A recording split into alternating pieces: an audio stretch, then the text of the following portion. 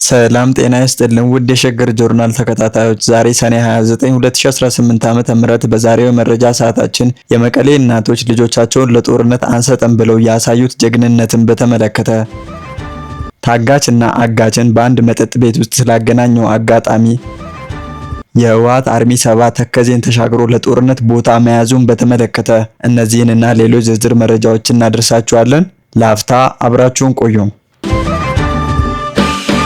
በመቀሌ ከተማ ጎዳናዎች ላይ በቅርቡ የተቀረጸው እና በማህበራዊ ሚዲያ የተሰራጨው አጭር የቪዲዮ ምስል የብዙዎችን ልብ የሰበረና በሀገራችን ውስጥ የቀጠለውን ጥልቅ ማህበራዊ ጠባሳ ቁልጭ አድርጎ ያሳየ ክስተት ሆኗል።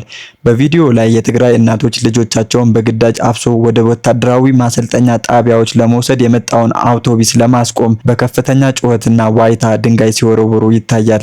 ይህ ትዕይንት ለዓመታት በዘለቀውና እልባት ባላገኘው የእርስ በርስ ጦርነት ሰለባ ለሆኑ ወላጆች የመጨረሻ የቁርጠኝነትና የምሬት መገለጫ ተደርጎ ተወስዷል። ወላጅ እናቶች ልጆቻቸውን ከጦርነት ለመታደግ ያላቸውን ብቸኛ አቅም ተጠቅመው ሲፋለሙ ማየት ይህ ከንቱ የወንድማማቾች ጦርነት በህዝባችን ላይ እያደረሰ ያለውን ከፍተኛ የስነ ልቦናና የኢኮኖሚ ኪሳራ በግልጽ ያሳያል። ይህ ህዝባዊ ምሬትና ቁጭትን ተከትሎ የመቀሌ ከተማ ከንቲባ አቶ ኃይሌ አረጋዊ ዛሬ በወቅታዊ ጉዳዮች ላይ አጭር ጋዜጣዊ መግለጫን ሰጥተዋል። ነገር ግን የከንቲባው መግለጫ የእናቶችን እንባና ስጋት ከማስቆም ይልቅ በድርጊቱ ላይ የተሳተፉ ወላጆችን ለህግ እንደሚቀርቡ የሚያስጠነቅቅ ነበረ።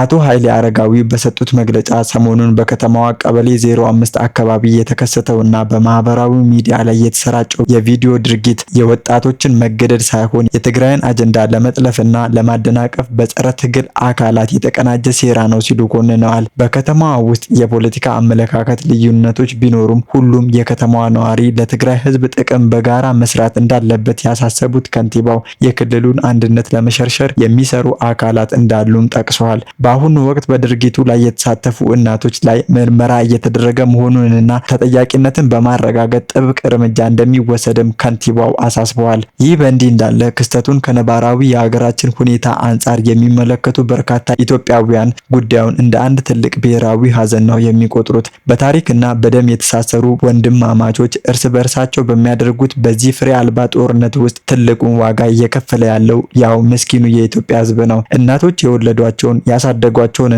ለሀገር ተረካቢ ይሆናሉ ያሏቸውን ልጆቻቸውን ወደማይረባ የጦርነት እሳት ሲማገዱባቸው ዝም ብሎ መመልከት ባለመቻላቸው የመጨረሻ አቅማቸውን ተጠቅመው ድንጋይ ለመወርወር መገደዳቸው የክፉ ቀናችን ማሳያ ነው። ይህ ከንቱ ጦርነት ሀገሪቱን ወደ ከፋ ድህነት፣ ማህበራዊና ስነልቦናዊ ቀውስ ውስጥ የከተተ ሲሆን ይህ ጦርነት ከፖለቲካዊ ትርፍ ይልቅ የዜጎችን ህይወት መቅጠፍ ብቻ ነው ያተረፈው። ይህን መሰሉ የኃይል እርምጃና የግዳጅ ምልመላ የህዝብን ስቃይ ከማራዘም ውጪ ዘላቂ ሰላምን ሊያመጣ እንደማይችል የብዙዎች እምነት ነው።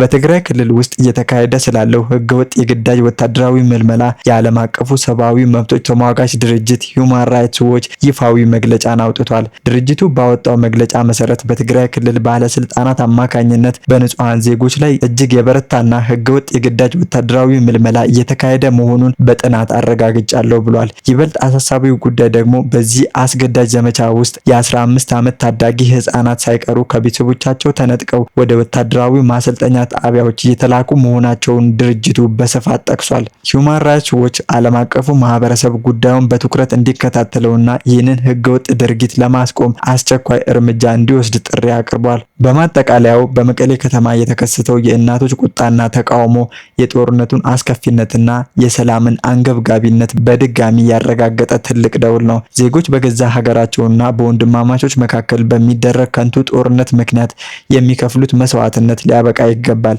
ይፋዊ የጦርነት መልመላዎችን በኃይል ከማስፈጸምና የነገ ሀገር ተረካቢዎችን ለከንቱ ጦርነት ከመማገድ ይልቅ ወደ ጠረጴዛ ዙሪያ መምጣትና የህዝብን እውነተኛ ድምጽ ማዳመጥ ብቸኛ የሰላም መንገድ መሆኑን መገንዘብ ያስፈልጋል።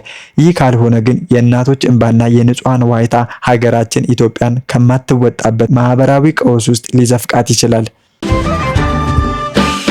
በሀገራችን ኢትዮጵያ በአሁኑ ወቅት እየተስፋፋ የመጣውና የብዙሃንን ሰላም የነሳው የእገታ ወንጀል ዛሬ ላይ የዜጎችን ማህበራዊና ኢኮኖሚያዊ ህይወት ከስሩ እየመነቃቀለ ይገኛል።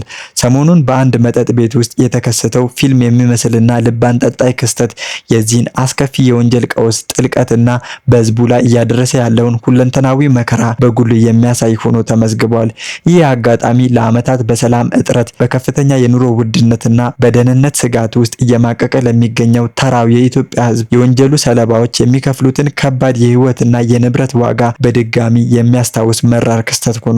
በአንድ መጠጥ ቤት ውስጥ ዘና ብለው የነበሩ ደንበኞች ባላሰቡት ሁኔታ የአንድ ትልቅ አሳዛኝ ድራማ ቀጥተኛ ምስክር ለመሆን በቅተዋል። በመጠጥ ቤት ውስጥ ካሉት ደንበኞች መካከል አንደኛው ወጣት አዲስ ወደ ስፍራው ከገቡት 3 ግለሰቦች መካከል የአንዱን ፊት በትኩረት ከተመለከተ በኋላ በከፍተኛ ድንጋጤና በደረሰበት የህመም ድምፅ ከፍ አድርጎ እረ ያገተኝ ልጅ በማለት በጩኸት አካባቢውን ያናውጠዋል። ይህ ድንገተኛ ጩኸት በመጠጥ ቤቱ የነበረውን የደስታ ድባብ በአንድ ጊዜ ወደ ድንጋጤና ቁጭት ቀይሮታል። ማንነቱ የተጋለጠውና ለአካባቢው ማህበረሰብ ሰላም መደፍረስ ምክንያት የነበረው አጋች ወዲያውኑ ሁኔታውን ተረድቶ ለማምረጥ ሞክሮ የነበር ቢሆንም የሀገሪቱ የደህንነት ሁኔታ መላላትና የወንጀለኞች እብሪት ያንገፈገፈው ሌላኛው በአቅራቢያው የነበረ ደንበኛ ግን ዝም ብሎ ሊመለከተው አልፈለገም።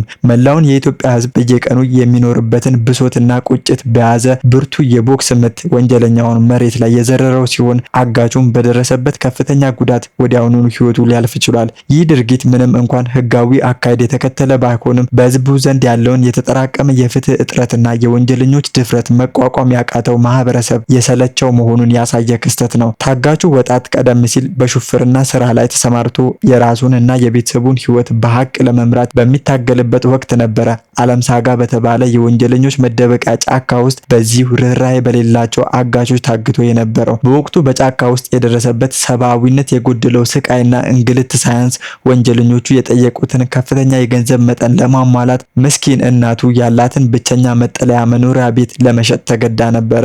ይህ ታሪክ ዛሬ ላይ እያንዳንዱ ኢትዮጵያዊ በጸጥታ ቀውስ ምክንያት እየከፈለ ያለውን መራር የኢኮኖሚ ዋጋ በግልጽ ያሳያል። ይህ ክስተት ዜጎች በእድሜ ልክ ልፋታቸው ያፈሩትን ንብረትና መኖሪያ ቤት ሳይቀር ለሽፍቶች አሳልፈው እየሰጡ በገዛ ሀገራቸው ተፈናቃይና ተመጽዋች እየሆኑ የሚገኙበት አሳዛኝ እውነታ ማሳያ ነው። ይህ ልብ ሰባሪና የብዙዎችን እንባ ያፈሰሰ ታሪክ የሰሙት የመጠጥ ቤቱ ታዳሚዎች ወዲያውኑ ከፍተኛ የህዝባዊ አብሮነት ስሜት አሳይተዋል። የመንግስትን እጅ ሳይጠብቁ የወጣቱ እናት የደረሰባትን ከባድ የኢኮኖሚ ስብራት ለመጠገንና ቤቷን መልሳ እንድትገዛ ለመርዳት እዛው ስፍራ ላይ አስቸኳይ የገንዘብ ማሰባሰቢያ አድርጓል። በዚህ አጭር ጊዜ ውስጥ 110 ሺህ ብር በማሰባሰብ ለተበዳዩ ወጣት አስረክቧል። ይህ ተግባር በችግርና በመከራ ጊዜ እርስ በእርስ የመረዳዳትና የመተሳሰብ የቆየ የኢትዮጵያውያንን መልካም እሴት አሁንም በችግሮቻችን ውስጥ አለመሞቱን ያሳየ ክስተት ነው። በተጨማሪም ጉዳዩን የያዘው የአካባቢ ፖሊስ የሟቹን አጋች የባንክ አካውንት በህጋዊ መንገድ በመመርመርና በማገድ በውስጡ የሚገኘው ማንኛውም የገንዘብ መጠን ሙሉ በሙሉ ለተበዳዩ ወጣት እናት ለማስረከብ ቃል ገብቷል። ይህ የፖሊስ እርምጃ ሊበረታታ የሚገባው ቢሆንም በከፍተኛ ቀውስ ውስጥ የሚገኘው ህዝቡ ግን አሁንም ቢሆን ህጋዊና ዘላቂ ሰላም እንዲረጋገጥ ዜጎችም ያለምንም ስጋት ሰርተው የሚበሉበትን የህግ የበላይነት እንዲሰፍን በከፍተኛ ድምጽ እየጠየቁ ይገኛሉ። ለዓመታት በዘለቁ ግጭቶች ሳቢያ ከፍተኛ ማህበራዊና ኢኮኖሚያዊ ዋጋ እየከፈለ የሚገኘው የኢትዮጵያ ህዝብ በሰሜኑ የሀገሪቱ ክፍል አዲስ የጦርነት ደመና እያጠላበት መሆኑን የሚጠቁሙ መረጃዎች ወጥተዋል። ትናንት ሰኔ 28 2018 በሱዳን እና በኢትዮጵያ ድንበር አካባቢ የተስተዋለው አዲስ ወታደራዊ እንቅስቃሴ ሀገሪቱ ዳግም ወደማይፈለግና ትርጉም አልባ ወደሆነ ሌላ አውዳሚ ግጭት ውስጥ እንዳትገባ ከፍተኛ ስጋትን ደቅኗል።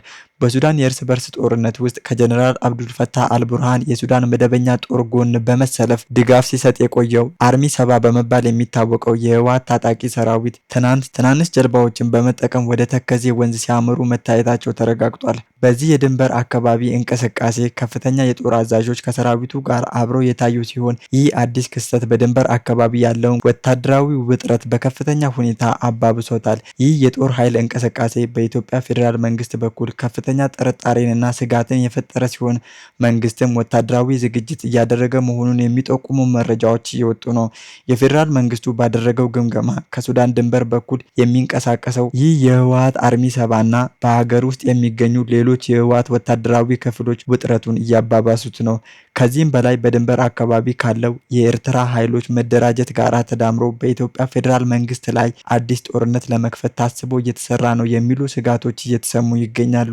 ይህ አይነቱ የጦርነት ነጋሪት መጎሰም ለሰላም የሚጓጓውና በከፍተኛ የኑሮ ውድነትና በጦርነት ጠባሳ እየተሰቃየ ያለው ተራው የኢትዮጵያን ሕዝብ በእጅጉ የሚያስቆጭና የሚያሳዝን ሆኗል። ሕዝቡ ከዚህ ቀደም ከነበሩት አውዳሚ ግጭቶች ገና ሳያገግም በፖለቲከኞች ፍላጎት ሳቢያ ዳግም ወደ ሌላ ትርጉም የለሽ ጦርነት እንዳይገባ መገደዱ የብዙዎችን ምሬት አፋፍሞታል።